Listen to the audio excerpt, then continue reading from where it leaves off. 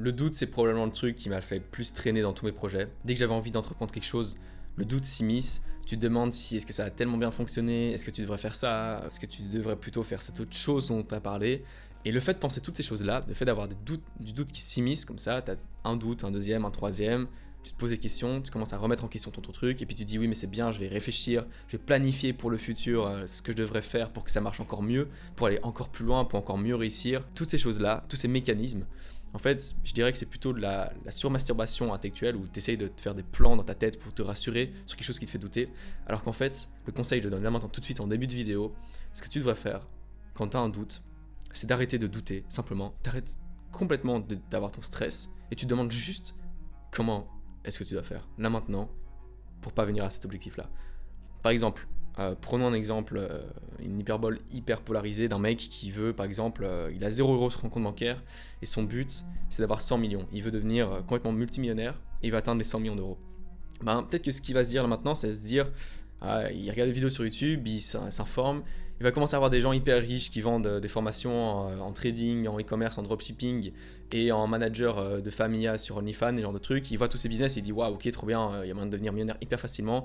Le mec qui commence son agence OnlyFans parce qu'il dit que c'est le truc le plus facile, puis finalement il arrive pas, il se dit que c'est de la merde, logique. Ensuite il va commencer à faire du trading, il fait du dropshipping, ça marche pas. Et du coup, il va commencer à se dire ouais, mais si j'étais un peu plus loin, il va commencer à se projeter plus loin. Il va se dire où est-ce que je serais là maintenant. Et parce qu'il va se projeter comme ça, il va commencer à se rassurer, il va rassurer ses doutes en se disant que dans quelques années, il sera à un certain endroit et à ce moment-là, il fera ça. Et c'est ça le mécanisme. Parce que ce mec-là, il a la chance. Parce que ce mec-là, a priori, c'est pas toi, c'est pas moi non plus.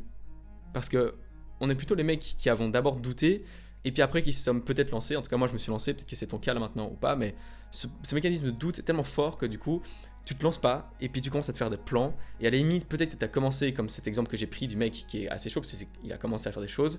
Mais le mécanisme qu'il y a en place là, c'est que tu vas commencer à penser à quelque chose dans le futur, que tu feras dans le futur et qui sera bien et qui va te permettre d'atteindre ton objectif. Par exemple, le mec dont j'ai parlé qui voulait atteindre les 100 millions, il va se dire mais quand j'aurai 10 millions, ce que je vais faire, c'est que je vais mettre 5 millions dans le Bitcoin, je prends un risque énorme, et puis j'espère que ça fasse x4, comme ça j'ai 20 millions, une fois que j'ai 20 millions, j'ai investi, par exemple, la moitié, je les mets dans l'immobilier, il fait tous ses calculs, syndrome de Chine, le mec se dit qu'il a tant d'immobilier, il achète tant de maisons, il les loue à tant de personnes, pour ce prix-là, il fait des colocs étudiants, parce que c'est le truc qui rapporte le plus, il commence à se faire une espèce de méga branlette intellectuelle, d'un projet qui n'est pas du tout en train de réaliser là maintenant.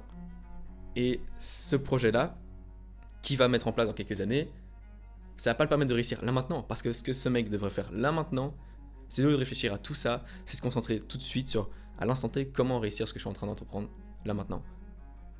Par exemple, peut-être que le mec, en fait, il est photographe, et qu'il a vu toutes ces formations pour être dropshipper, pour être e-commerçant, manager de je sais pas quoi sur OnlyFans. Il a vu toutes ces formations que je trouve pas spécialement très intéressantes, et à moins que tu sois vraiment quelqu'un de compétent dans ces domaines-là et que tu as vraiment quelque chose à apporter au marché, le marché est sûrement saturé.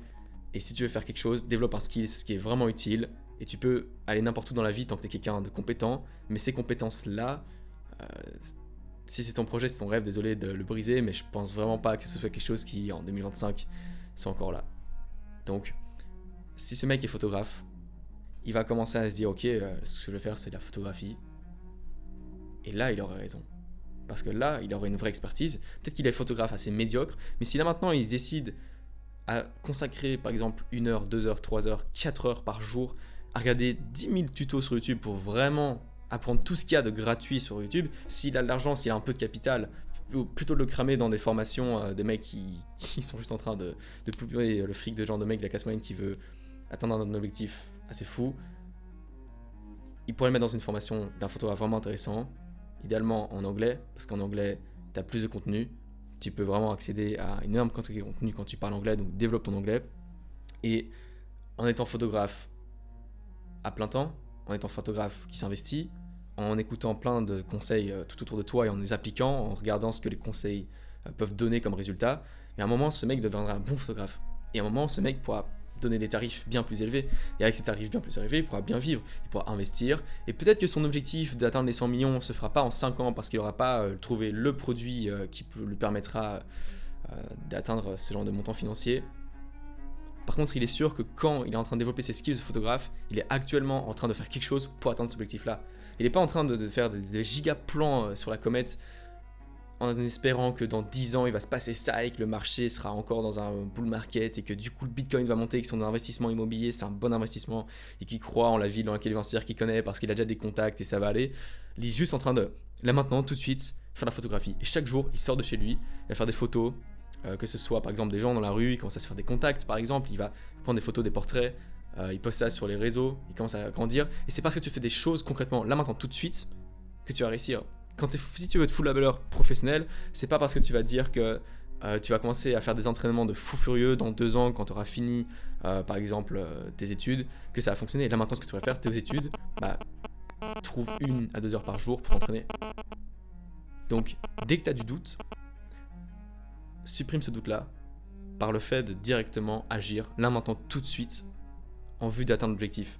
Quel est le prochain step que tu peux faire là maintenant, le truc atteignable, qui ne demande pas d'avoir beaucoup de capital, qui ne demande pas beaucoup de contacts, qui ne demande rien du tout là maintenant, à part tout ce que tu as déjà en ta possession, que ce soit déjà un peu de capital, un peu de contacts, n'importe quoi, et tu l'exécutes. Et s'il ne marche pas, si ça flop, s'en fout, tu réexécutes un autre, tu changes de plan, tu continues, trouve ta voie, avance, et quand le doute s'immisce, prends le point le plus proche que tu puisses appliquer là maintenant. C'est le seul conseil que je puisse te donner dans cette vidéo. C'est le meilleur conseil pour vraiment économiser des années littéralement. Ça m'a pris plusieurs années de trouver ma voie parce qu'à chaque fois que j'avais du doute, je ne savais pas. Et peut-être que là maintenant, je suis sur une très très bonne voie, que je réussis mes études, que je suis dans les études les plus parfaites pour moi, qui d'ailleurs je ne voulais pas faire d'études à la base et finalement j'en fais là maintenant. Et que tout ce qui se passe dans ma vie est hyper aligné parce que j'ai beaucoup réfléchi à la base.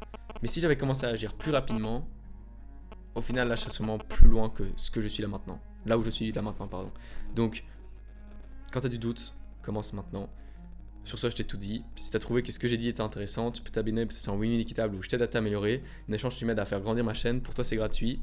Pour moi, en échange, c'est juste du temps et de partage de connaissances. Donc, ça me semble être un win-win complètement équitable. Sur ce, applique mon conseil et à bientôt.